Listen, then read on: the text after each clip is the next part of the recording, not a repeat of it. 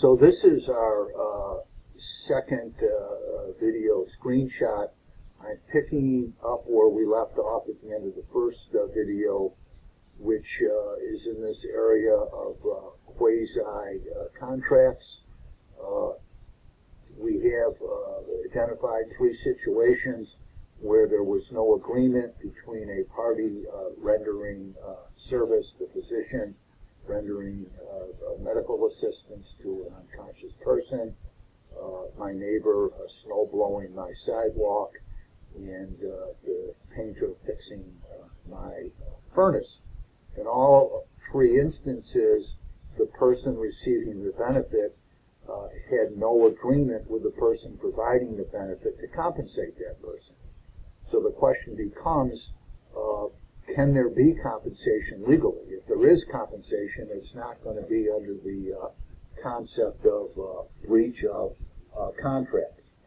And what happened in the law many, many years ago, as they like to say in England and then carried over to the U.S., is equitable, E-Q-U-I-T-A-B-L-E principles developed to do justice, if we could use that term, in instances where the rule of law simply wasn't flexible enough. It was too dry. We needed room, the thought was, for the juice of justice to get into instances where the rule of law simply didn't have it. And in one area is where we are now. Some of the time, at least, fairness would dictate that even if there's no agreement, so even though there cannot be a breach of contract, a person providing the benefit should be compensated for the reasonable value of that benefit. And we sort of have two different subcategories under this quasi-contract. And it can get very technical. The two subcategories are quantum, Q-U-A-N-T-U-M, space M-E-R-U-I-T. As you can imagine, that's Latin. And the second category is unjust enrichment. What I can tell you is that courts look at these situations and essentially perform an analysis that goes along the lines of, would a reasonable person having a concept of fairness conclude that there should be compensation?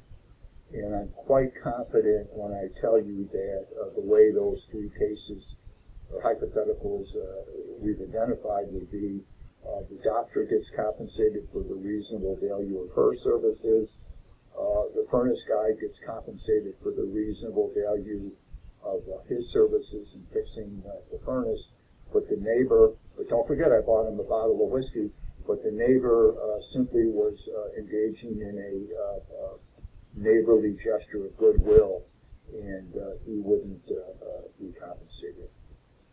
In any event, we figured out a general way where there could be compensation without an agreement, and I'm going to pause and we'll get into the next posting, which is the first part of the coverage of the first element of a valid contract agreement. So we're at the first part of the material on agreement. There will be another part which will be in our second 2-week segment. This posting and the video screenshot will take us through the topic of some vocabulary regarding agreement, what is a valid offer, and how that offer may be terminated before it is accepted.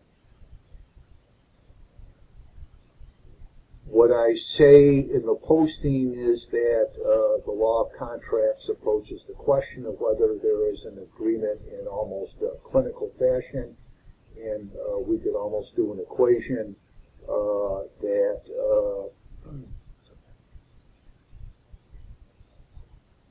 an agreement equals a valid offer that was effectively accepted. So again, in this posting, we're going to look at valid offer, and we're going to see whether it's been terminated, because if it's been terminated, before acceptance, there can't be an agreement. Please remember, we're talking about, if you will, a pre-contract stage of the process. We could call this the negotiation stage. And we may not end up with a contract. And that is to say, we may not end up with an agreement. But our first order of business is to figure out whether there's a valid offer or not. And when we talk about agreements and we talk about offers and acceptance, we have a vocabulary where a party, or if you will, a person or entity who extends an offer is known as the offeror, and the person or entity to whom the offer has been extended is known as the offeree or the offerees. In terms of the requirements for a valid offer, we are looking at whether the offeror had a serious intention to be bound by the terms of the offer. I suspect most of the time that's going to be there. I guess we could look at a situation where a person has a new car and isn't working, and they say, I'd sell this car for $200. Well, that doesn't reflect a serious intent to be bound by its terms. No reasonable person certainly would believe that to be so. But there must be a serious intent. There must be enough terms in the offer so that if it's accepted, we have an agreement. If I say to you, I want to sell my house, we don't have a valid offer because we don't know for how much, and for what terms, etc. So the terms of the offer must be reasonably certain. And the last requirement, which perhaps is there as a matter of common sense, the offer's got to be communicated by the offeror or to the offeree. I guess what we could consider here is that I make an offer to you, and somebody, and it's clear that it's only to you, someone who hears me make that offer cannot accept it because the offer was not communicated by any reasonable understanding to them. So now we're assuming that we have a valid offer out there. That's how I kind of visualize it. We have a valid offer out there, and it could be accepted, and if it's effectively accepted, we have an agreement. But before it's accepted, the offer may terminate.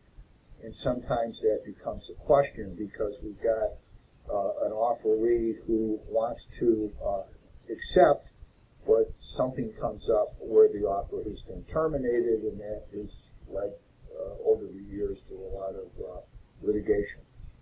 Well, we're going to look at this very basic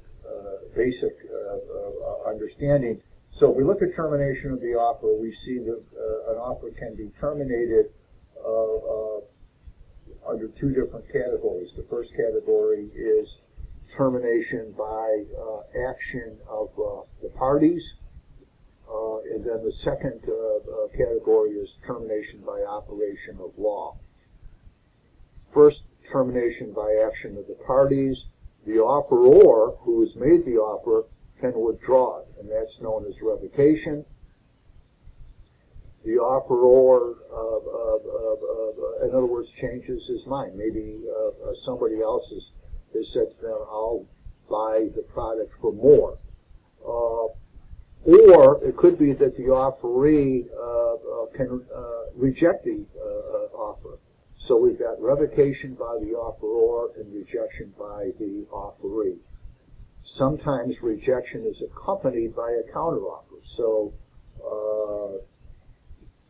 I agree to sell you my house at a certain price, and you want to buy the house, but not at that price, so you counter with a lower price. Your counter is a rejection of my offer, but it obviously keeps the negotiations going.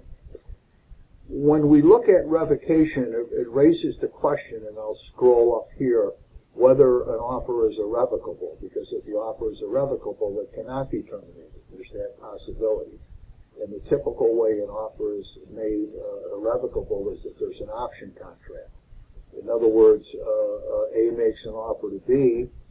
B is not in a position to accept, but wants to make certain that the offer will be open for a certain period of time, and thus A and B may agree. They enter into a contract, if you will, that A will keep the offer open in exchange for a payment made by B. So they actually have an option contract that makes the offer irrevocable. When we get to termination, then we have not only termination by action of the parties, revocation and rejection, which could be accompanied by a counteroffer, but we have termination of an offer by operation of law. That really means that there's a number of specific legal rules that lead to the termination of the offer. One of them is lapse of time. And the offer itself may set forth a time period for acceptance, in which case the offer would be terminated at the end of the stated time. If there isn't any time period for acceptance, then the offer terminates at the end of a reasonable period of time. What does that mean, a reasonable period of time? When we used to meet together in class, I would use as an example, there's a knock at the door and some former student comes in and reminds me that 5 years ago I offered to sell her my contracts book, because I had an extra one, for $7, and she wants to let me know that she now accepts. I think it's very questionable whether that offer is still valid, because one would think that even though there wasn't a period of time set forth for the offer to end, that 5 years is an unreasonable period of time for the offer to have remained open. Another way we can have termination of the offer is destruction of the subject matter of the proposed contract. I'm going to sell you my contracts book, and before you accept, someone steals the book. Well, in which case the offer has been terminated, or the house that's being sold or being negotiated for sale burns down. And then we also have another way of termination, which is death or incompetence. That should be or, I apologize. Death or incompetence of either the offeror or the offeree. So I make you an offer, it's valid. Before you accept, I die, or you die. In either case, the offer has been terminated. When we get to the end of the course, we'll talk about what death does to a contract, and we'll have somewhat different rules. But now we're not talking about a contract, we're talking about an offer terminating. And then finally, we get to supervening illegality. And this means that after the offer was made, the law changed and the subject matter of the proposed contract is now illegal.